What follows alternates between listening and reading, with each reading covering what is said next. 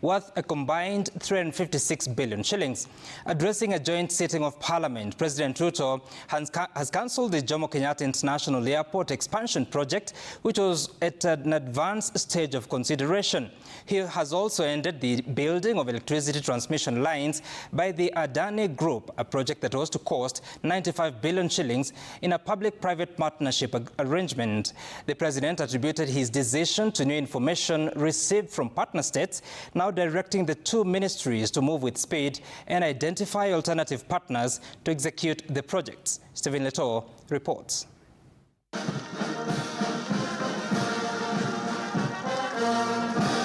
President William Ruto has put the last nail on the proverbial coffin of the Adani deal, an arrangement that will have handed East Africa's largest international airport, as well as the Kenya electricity transmission company KETRACO, to the Indian-based firm.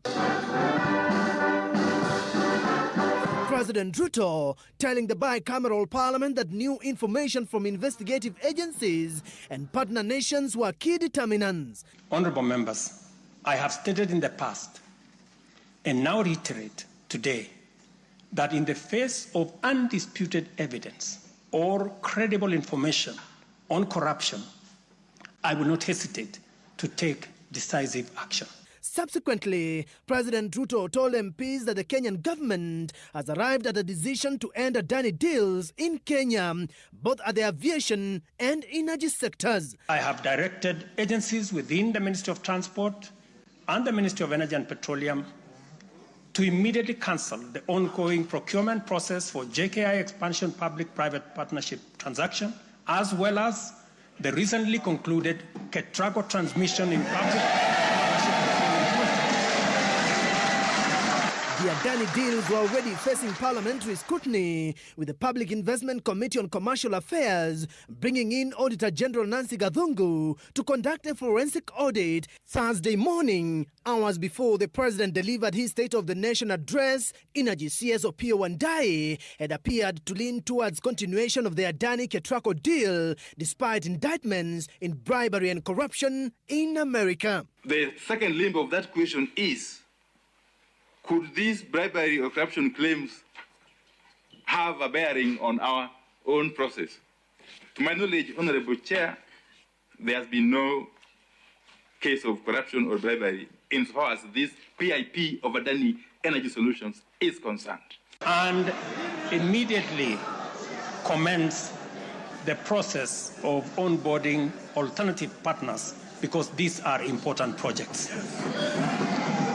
Honorable members, the work of taking our nation forward is our collective responsibility as citizens.